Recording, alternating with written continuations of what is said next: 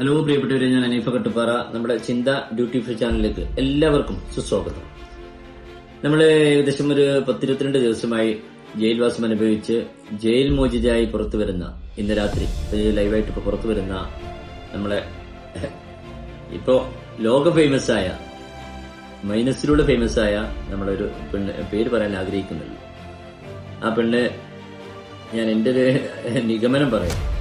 ഞാൻ ഏകദേശം ഒരു 3 പതിറ്റാണ്ട് 30 വർഷത്തോളമായി പർദ്ദ വ്യാപാരം തുടങ്ങി. എനിക്കൊരാൾ പർദ്ദ ഇട്ട് കാണുന്നതിൽ ഏറ്റവും വലിയ ഒരു സങ്കടം അതാണ്. ഒരു ജയിൽ പുള്ളി, ഒരു കുറ്റവാളിയുടെ ഇന്നവരെ ബർമുടി ഇട്ട് നടന്നിരുന്ന, അല്ലെങ്കിൽ ടീഷർട്ട് ഇട്ട് നടന്നിരുന്ന ഒരാൾക്ക് മീഡിയയുടെ മുമ്പിലേക്ക് ഒരു പർദ്ദ, കുറ്റവാളിയെ സെറ്റിയാക്കാനാണ്.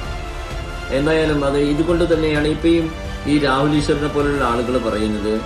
ഇപ്പൊ ആ മറുപക്ഷത്തുള്ള കക്ഷി മരണപ്പെട്ടു പോയ, ആത്മഹത്യ ചെയ്ത ദീപക്, ആ ദീപകിന് പരാതി പറയാനൊരു ഇടമുണ്ടായിരുന്നെങ്കിൽ ഇങ്ങനെ ആയിരുന്നില്ല. അതുകൊണ്ട് തന്നെയാണ് രാഹുൽ ഈശ്വറിനെ പോലെയുള്ളവര് ഇങ്ങനത്തെ ആളുകൾക്ക് പരാതിപ്പെടാൻ ഒരു സംയുക്തമായൊരു സംഘടന വേണമെന്നുള്ള നിലപാടിൽ രാഹുൽ ഈശ്വർ ഉറച്ചു നിൽക്കുന്നത്. അപ്പൊ ഞാൻ ഇത് മാത്രമേ ഈ വീഡിയോയിൽ കണ്ടന്റായിട്ട് ഞാൻ ഉദ്ദേശിച്ചിട്ടുള്ളൂ.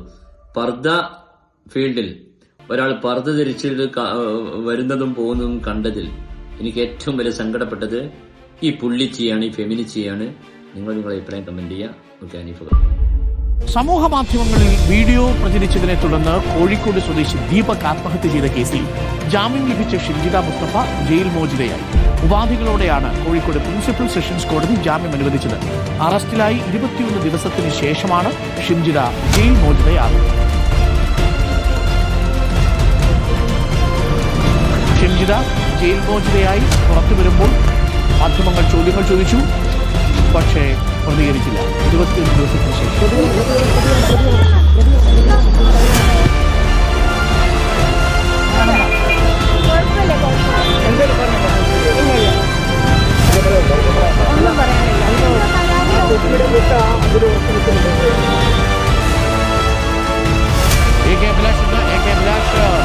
ഇപ്പോഴൊന്നും പറയാനില്ല എന്നാണ് ഷിംജിത പറയുന്നത്. പ്രതിരോധത്തിലാകുന്ന കാര്യത്തിൽ സംശയമില്ല. തെളിവുകളൊന്നും ഷിംജിതയ്ക്ക് ഹാജരാക്കാൻ സാധിച്ചില്ല. കർശന ഉപാധികളോടുകൂടിയാണോ ഷിംജിതയ്ക്ക് ജാമ്യം അനുവദിച്ചിരിക്കുന്നത്? ഡോക്ടർ അരുൺ, ദീപകിന്റെ ആത്മഹത്യയുമായി ബന്ധപ്പെട്ട് 22 ദിവസത്തെ ജയിൽവാസത്തിന് ശേഷമാണ് ഷിംജിത മോചിതയാകുന്നത്. കടുത്ത ഉപാധികളോടുകൂടിയാണ് കോടതി ജാമ്യം നൽകിയിരിക്കുന്നത്. ഇതിൽ പ്രധാനമായും സാക്ഷികളെ സ്വാധീനിക്കുകയോ അല്ലെങ്കിൽ തെളിവ് നശിപ്പിക്കാനോ ശ്രമിക്കരുതെന്നും അതോടൊപ്പം തന്നെ മാസത്തിൽ 2 തവണ അന്വേഷണ ഉദ്യോഗസ്ഥന്റെ മുന്നിൽ ഹാജരാവണമെന്നടക്കമുള്ള വ്യവസ്ഥകളാണ് ഇപ്പോൾ കോടതി മുന്നോട്ട് വെച്ചിരിക്കുന്നത്. ഇതിൽ ഏറ്റവും സുപ്രധാനമായ കാര്യം എന്നുള്ളത്, ഷിംജിത പുറത്തേക്ക് വരുമ്പോൾ ഈ കേസുമായി ബന്ധപ്പെട്ട് എന്താണ് പൊതുസമൂഹത്തിന്റെ മുന്നിൽ വെക്കുന്ന പ്രധാനപ്പെട്ട സന്ദേശം എന്നുള്ളതാണ്. ഇതിൽ ഒന്നാമത്തേത് സമൂഹ മാധ്യമങ്ങളെ ദുരുപയോഗം ചെയ്യപ്പെട്ടു എന്നതാണ് ഒരു പ്രധാനപ്പെട്ട കാര്യം. മറ്റൊന്ന്, സ്ത്രീ സൗഹൃദ നിയമങ്ങളെ കൂടി ദുരുപയോഗം ചെയ്തു എന്നുള്ളതാണ് മറ്റൊരു പ്രധാനപ്പെട്ട കാര്യം. അതായത് ബസ്സിൽ വെച്ച് ലൈംഗിക അതിക്രമം നേരിട്ടു എന്ന് ഷിംജിത അവകാശപ്പെടുമ്പോൾ അവർക്ക് നിയമവ്യവസ്ഥയുമായി സഹകരിച്ച് മുന്നോട്ട് പോകാമെന്നിരിക്കെ അവർ സമൂഹ മാധ്യമങ്ങളുടെ ഒരു യുവാവിനെ അപകീർത്തിപ്പെടുത്തുകയും അതോടൊപ്പം തന്നെ അദ്ദേഹത്തെ ആത്മഹത്യയിലേക്ക് നയിക്കുകയും ചെയ്യുന്ന രീതിയിലേക്ക് ഇടപെട്ടു എന്നതാണ് ഏറ്റവും സുപ്രധാനമായ കാര്യം. കാരണം അവർ സമൂഹ മാധ്യമങ്ങളുടെ പല വീഡിയോകളും ചെയ്യുന്ന ഒരാളാണ്. നിയമവ്യവസ്ഥയെ പറ്റി തികഞ്ഞ ബോധ്യമുള്ള ഒരു പൊതുപ്രവർത്തകർ കൂടിയാണ്. അത്തരത്തിലൊരാളിൽ നിന്നാണ് ഇത്തരത്തിൽ വീഴ്ച സംഭവിച്ചത് എന്നതാണ് ഇതിന്റെ ഗൗരവം വർദ്ധിപ്പിക്കുന്നത്. ഏതായാലും പൊതുസമൂഹത്തിൽ നിന്ന് വലിയ തരത്തിലുള്ള വിമർശനം ഉയർന്നവർ കൂടി പോലീസ് മുൻകൂർ ജാമ്യാപേക്ഷയെ പോലും അവഗണിച്ചുകൊണ്ടാണ് അറസ്റ്റ് ചെയ്യുകയും അതോടൊപ്പം തന്നെ റിമാൻഡ് അടക്കമുള്ള നടപടിയിലേക്ക് കടക്കുകയും ചെയ്ത് അതോടൊപ്പം തന്നെ ഈ ഫോൺ ശാസ്ത്രീയ പരിശോധനയ്ക്ക് വിധേയമാക്കിയിട്ടുണ്ട്.